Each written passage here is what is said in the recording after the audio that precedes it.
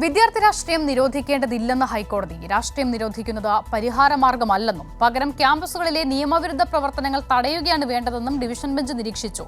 മതത്തിന്റെ പേരിൽ ഉണ്ടാകുന്ന സംഭവങ്ങളുടെ പേരിൽ മതം നിരോധിക്കാറില്ലല്ലോ എന്നും കോടതി ചൂണ്ടിക്കാട്ടി. അർച്ചന വിനോദ് തയ്യാറാക്കിയ റിപ്പോർട്ട് കാണാം. ഇതോടെ 9 PM പൂർണ്ണമാകുകയാണ്. ശേഷം സ്പീഡ് ന്യൂസുമായി അനന്യ വേണുഗോപാൽ ചേരും.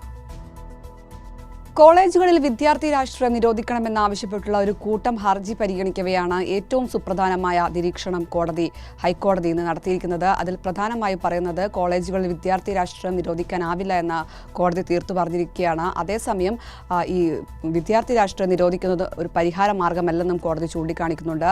എന്നാൽ ഇത്തരത്തിൽ കോളേജുകളിൽ നടക്കുന്ന നിയമവിരുദ്ധമായ പ്രവർത്തനങ്ങൾക്ക് തടയിടണമെന്നും ഹൈക്കോടതി ഇതുമായി ബന്ധപ്പെട്ട് ചൂണ്ടിക്കാണിക്കുകയുണ്ടായി. മതവുമായി ബന്ധപ്പെട്ട് ഇത്തരത്തിൽ പ്രശ്നങ്ങൾ ഉണ്ടായാൽ, മതത്തിന്റെ പേരിൽ പ്രശ്നങ്ങൾ ഉണ്ടായാലും മതം പൂർണ്ണമായും നിരോധിക്കുന്നുണ്ടോ എന്നൊരു കാര്യം കൂടി കോടതി ചൂണ്ടിക്കാണിച്ചു. അതുകൊണ്ട് തന്നെ ഇത്തരത്തിൽ വിദ്യാർത്ഥി രാഷ്ട്രീയം നിരോധിക്കുന്നത് ഒരു പരിഹാര മാർഗമല്ലെന്ന് തീർത്തു പറഞ്ഞിരിക്കുകയാണ് കോടതി.